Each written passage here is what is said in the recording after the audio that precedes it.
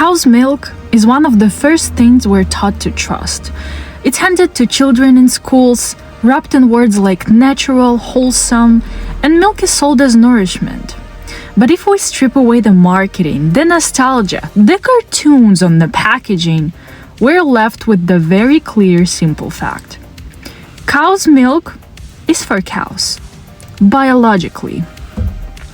And the reason most of us never question this is not because the information isn't available. It's because the dairy industry depends on us never slowing down long enough to look directly at it. And this video is not about perfection, it's about honesty and common sense. Every mammal produces milk for exactly one reason: to grow its own child at the correct speed for that species. Human breast milk is low in protein and high in lactose because human babies need slow physical growth and rapid brain development. Cow's milk, on the other side, is high in protein and growth factors because a calf needs to gain hundreds of pounds in its first year of life. A calf grows about 65 pounds to over 1,000 pounds. And that's what cow's milk is designed to do.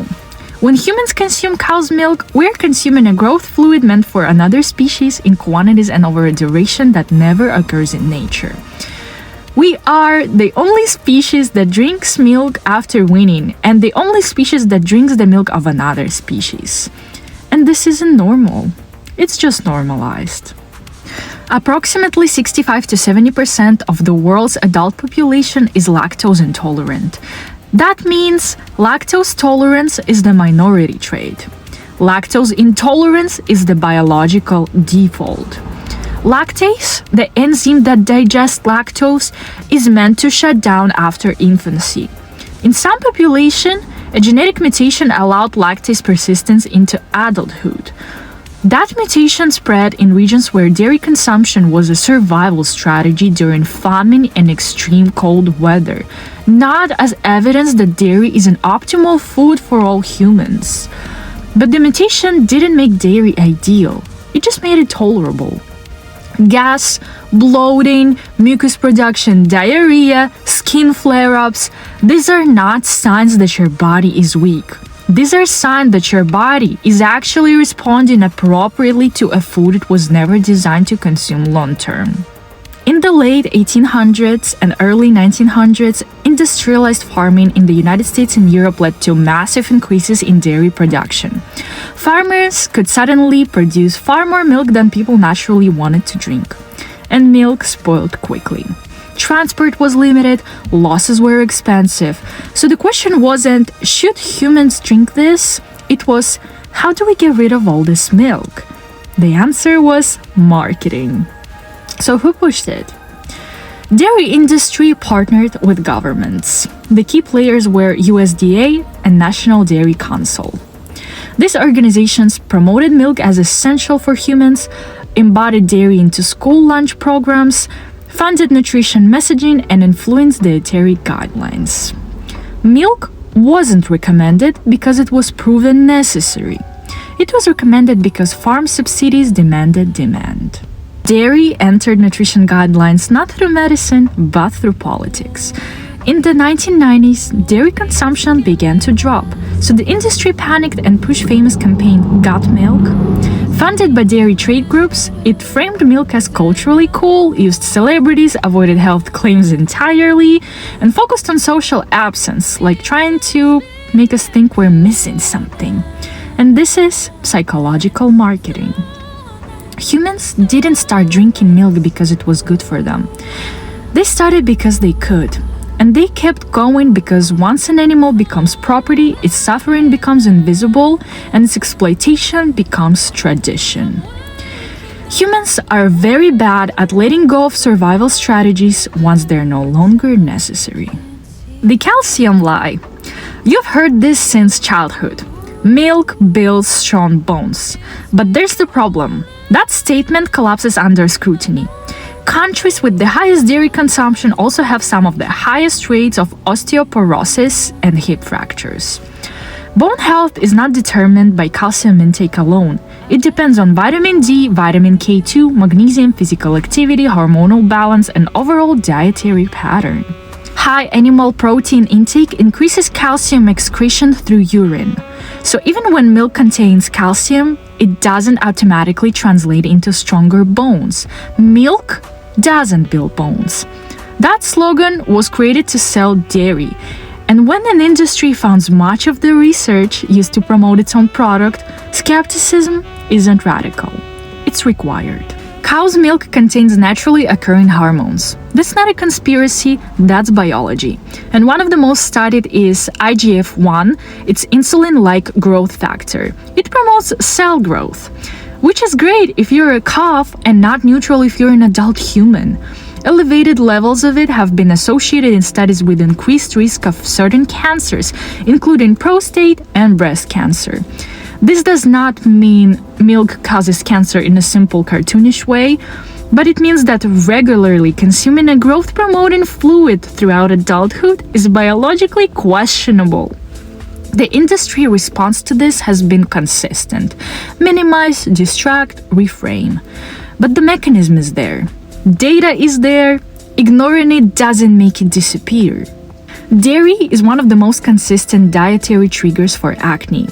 This isn't a joke. It shows up repeatedly in observational and clinical research.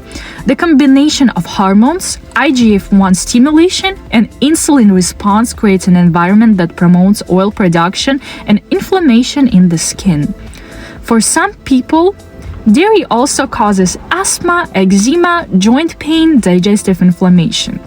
Not everybody reacts the same way, but if a food predictably worsens inflammatory conditions for a significant portion of the population, it should not be marketed as universally healthy. Let's talk about cheese.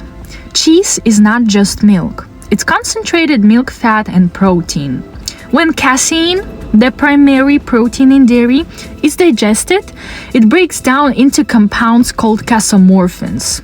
Casomorphins bind to opioid receptors in the brain. Literally. They produce a mild, calming, and pleasurable effect. Not by accident. From an evolutionary perspective, it makes sense for a baby mammal to feel soothed and bonded while nursing. But when those same compounds are concentrated in cheese, they can create a craving and compulsive consumption. This is why a lot of people often say, I could give up dairy, but not cheese. That's neurochemistry.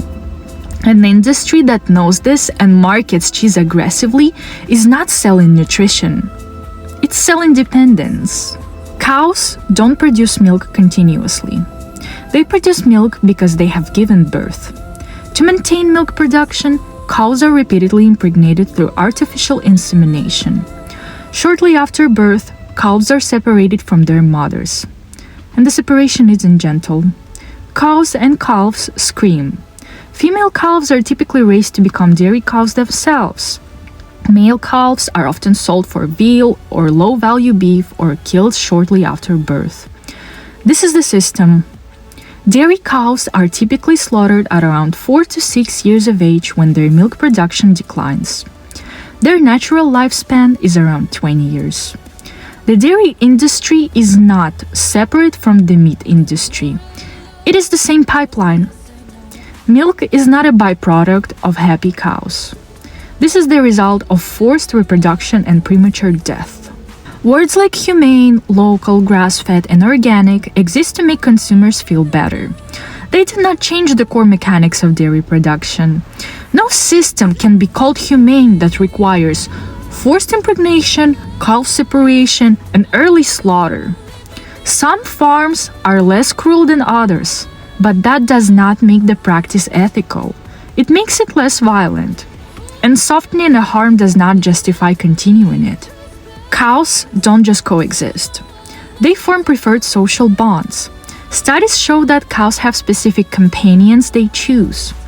Their heart rate and stress levels increase when separated from preferred partners. They're calmer, more confident, and healthier when housed with friends. This means when cows are moved, isolated, or slaughtered, they are not just losing space.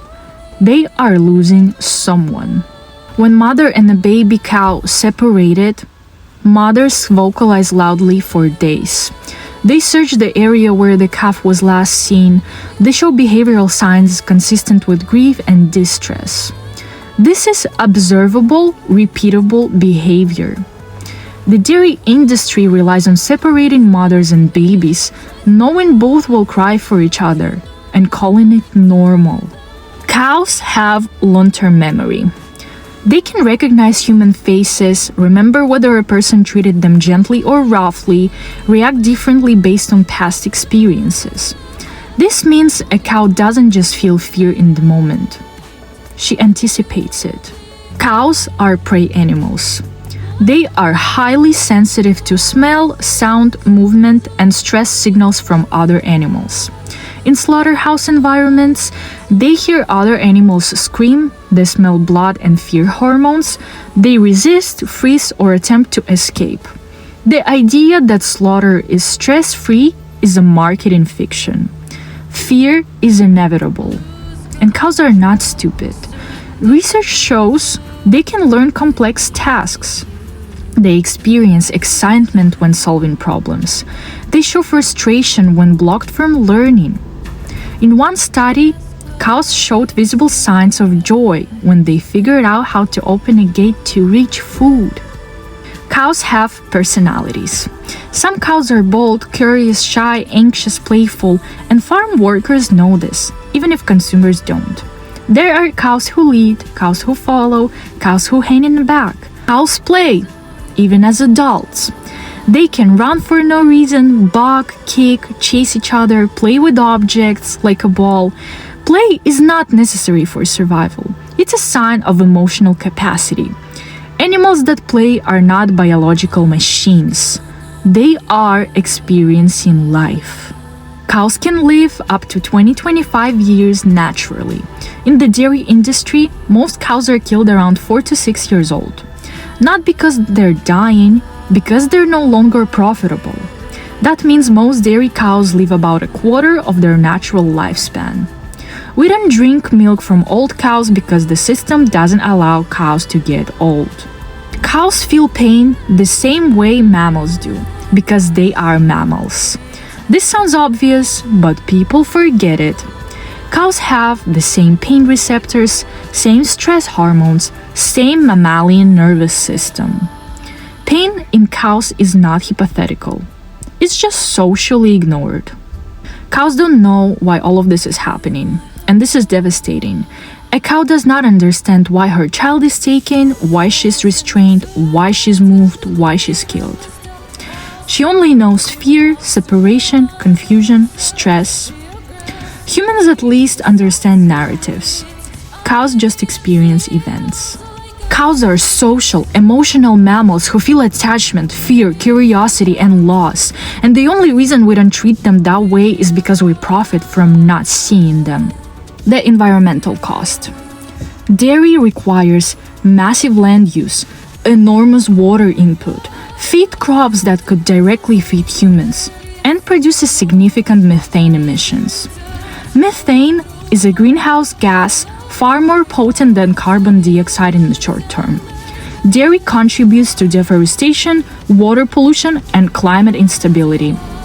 All of this for a product that is not nutritionally necessary.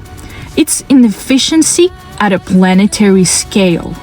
If you're feeling defensive right now, that's normal. I get it. Dairy is tied to childhood, comfort, culture, and identity. Questioning it can feel like questioning your parents, your past choices, but discomfort is not danger.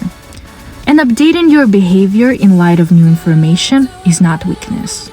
It's maturity. This isn't about being perfect. It's about being honest. If you believe unnecessary harm matters, evidence matters, if you believe compassion shouldn't stop where convenience begins, then at some point, dairy stops making sense. Cow's milk is for cows. The rest of us were just taught otherwise. Thank you for watching, and our choices today shape our tomorrow.